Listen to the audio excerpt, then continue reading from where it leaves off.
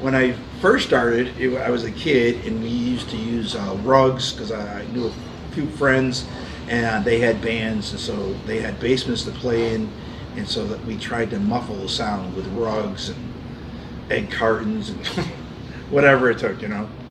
The concept has been in my life for 93, I think.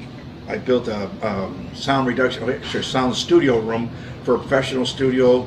It was called Band West. I built the sound room, and then I built a room where everybody could jam. Pretty big thing.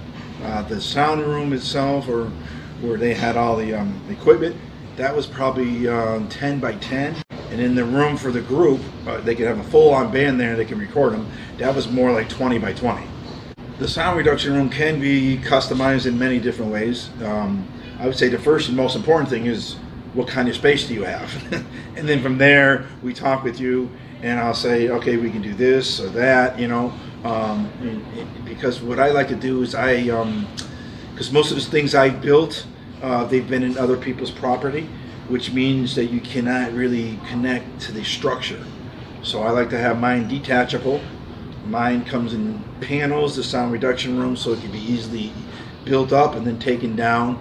And then you can almost do anything. It's just the same as a regular room. The room can be ventilated.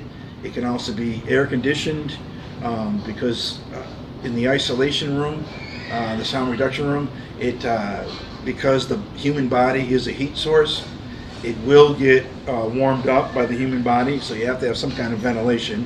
So there's different options for that, and I'm sure other people will come up with different uses for it.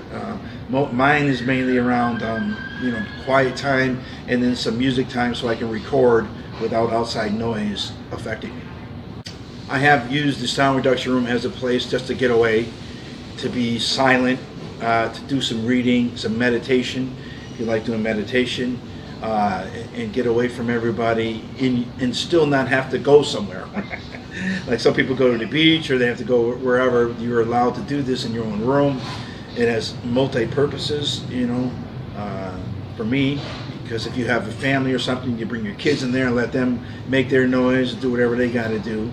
But it has been a good form of, also I've done a lot of, part of my meditation is doing artwork. So when I do my artwork, I like to have nothing going on, nothing messing my concentration of what I'm trying to draw or come up with. I also do poetry, so all that's all connected, and I like to be quiet and in a peaceful place when I do that kind of stuff.